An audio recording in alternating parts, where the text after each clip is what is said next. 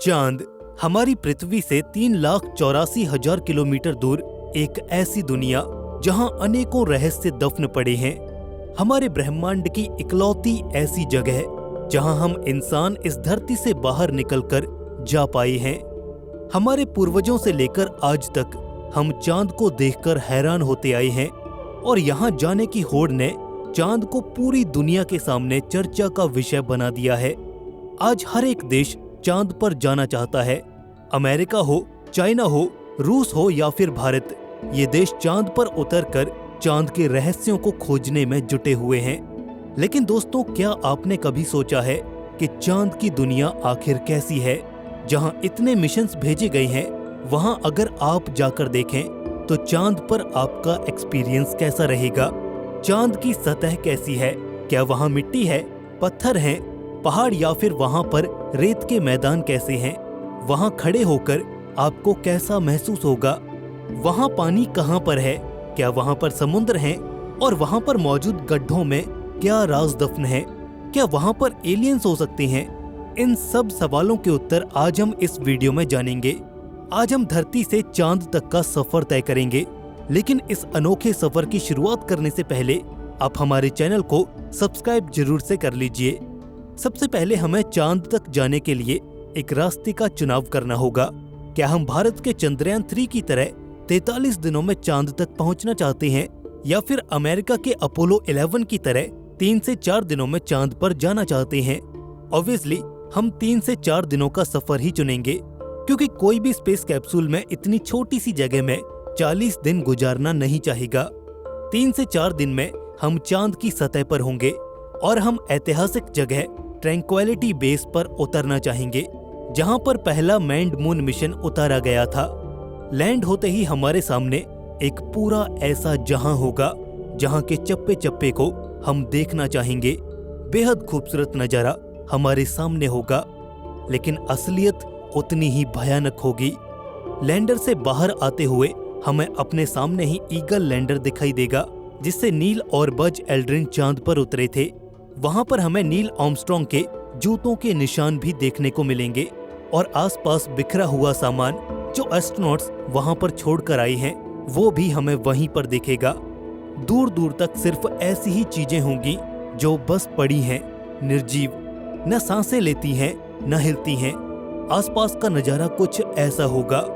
नजरें उठाकर अगर इधर उधर देखोगे तो अंतहीन बंजर जमीन ही दिखाई देगी। सूरज की रोशनी से चांदी सी चमकती चांद की सतह, उबड़ खाबड़ सतह जहां जगह जगह पर छोटे और बहुत बड़े बड़े गड्ढे बने हुए हैं। ये लैंडस्केप आपको अंदर तक डरा देगा। आप अकेले ऐसी जगह पर कभी नहीं जाना चाहोगे। वहां उतरते ही आपको एहसास होगा कि आपका भार बहुत कम हो चुका है। दरअसल चंद्रमा का गुरुत्वाकर्षण पृथ्वी के मुकाबले 6 गुना कम है। इसलिए अगर पृथ्वी पर आपका भार 60 किलो के करीब है, तो चांद पर आपका भार 10 किलो ही रह जाएगा। आप पृथ्वी पर जैसे चलते हैं, चांद पर उस तरह से नहीं चल पाएंगे। एक तो आप स्पेस सूट पहने होंगे, तो उसमें प्रेशराइज्ड हवा के चलते आप सही से नॉर्मली ऑपरेट नहीं कर पाएंगे, और दूसरा वहां का गुरुत्वाकर्षण कम होने की वजह से चांद की सतह की तरफ आपका खिंचाव कम होगा। इसलिए उछलकर चलना एक बेहतर ऑप्शन है। तो आप चांद पर इधर उधर जा सकते हैं, लेकिन वहां पर आपके लिए सबसे बड़ा खतरा चांद की मिट्टी हो सकती है। चांद की मिट्टी बहुत महीन है, किसी पाउडर की तरह, और ये मिट्टी स्पेस सूट से चिपक जाती है। यहाँ पर बहुत सावधानी बरतनी पड़ेगी कि ये मिट्टी आपके स्पेस सूट के मूविंग पार्ट्स में नहीं जानी चाहिए। इससे आपके स्पेस सूट में खराबी आ सकती है और ये बहुत खतरनाक हो सकता है जब आप अपने लैंडर से बहुत ज्यादा दूर आ चुके हों। ये खतरनाक हो सकता है।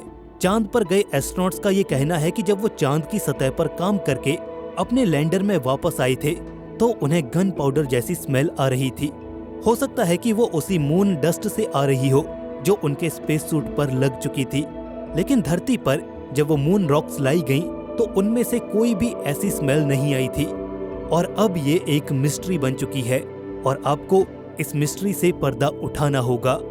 अगर आप चांद पर जाकर बहुत एक्साइटेड हैं और बस आप आसपास घूमना चाहते हैं, तो भी आप खतरे की ओर जा रहे हैं। चांद पर कदम कदम पर खतरे हैं।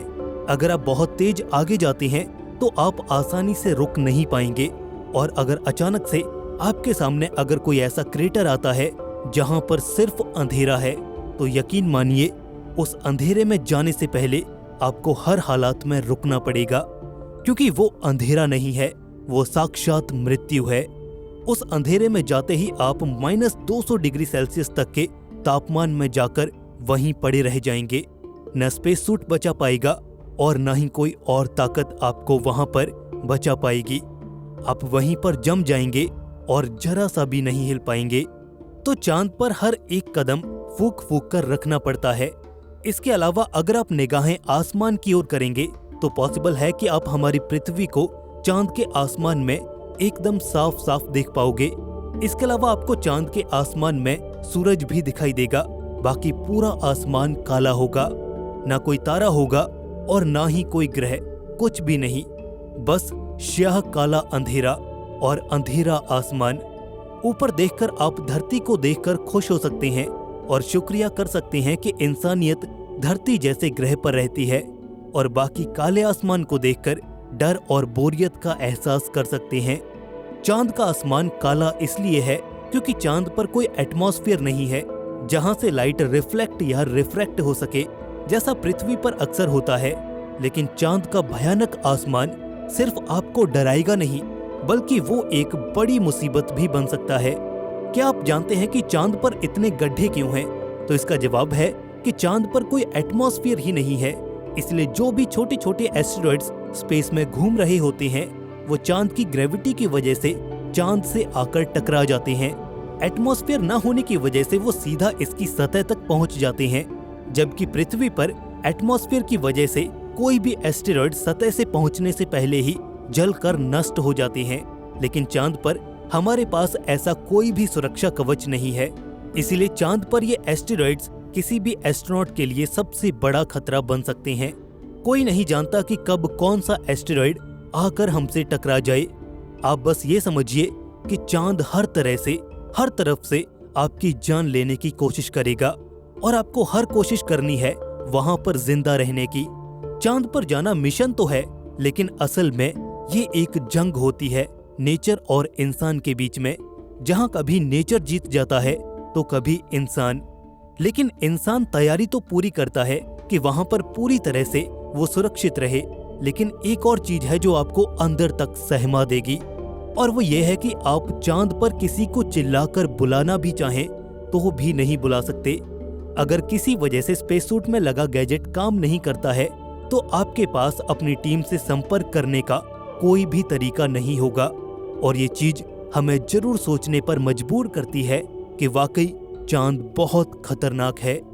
कई बार हमें ये सुनने को मिलता है कि चांद पर एलियंस हैं, लेकिन नासा इस बात से हमेशा इनकार करता आया है। एस्ट्रोनॉट्स ने कई बार चांद पर कुछ अजीब सा नोटिस किया था, लेकिन उन चीजों को नासा ने इतनी तवज्जो नहीं दी। हाँ, ये हो सकता है कि चांद पर कोई ऐसी लाइफ मौजूद हो जो चांद के क्रेटर्स में जमा पानी में जमी पड़ी हो, और ये चीज भी हमें डर का एहसास कराती है कि अगर हम जमे हुए पानी को कभी उन क्रेटर से निकालकर इस्तेमाल करने की कोशिश भी करें तो हम कहीं अपने लिए वहां चांद पर कब्रिस्तान न बना दें। चांद आज भी हमारे लिए उतना ही खतरनाक है जितना वो पहले कभी हुआ करता था। हमें खुद को इवॉल्व करना होगा और इसके रहस्यों का पता लगाना होगा, और तब जाकर हम चांद को अच्छे से समझ पाएंगे। लेकिन तब तक के लिए चांद हमारे लिए एक रहस्य ही बना रहेगा। दोस्तों, आपका इस पर क्या कहना है? क्या हम तैयार हैं चांद पर जाकर कॉलोनीज बनाने के लिए? क्या हम तैयार हैं वहां पर हमेशा हमेशा के लिए रहने के लिए? आप अपने सुझाव हमें कमेंट सेक्शन में जरूर बताइए। दोस्तों, आपको ये वीडियो अच्छा लगा तो इस वीडियो को अपने दोस्तों के साथ शेयर भी जरूर कीजिए। दोस्तों, ऐसे ही और इन्फॉर्मेटिव वीडियोस के लिए हमारे चैनल को सब्सक्राइब करके बेल नोटिफिकेशन इनेबल जरूर कर लीजिए। दोस्तों, जल्द मिलेंगे ऐसे ही एक और नए इन्फॉर्मेटिव वीडियो के साथ। तब तक के लिए स्टे क्यूरियस, बी हैप्पी। नमस्कार।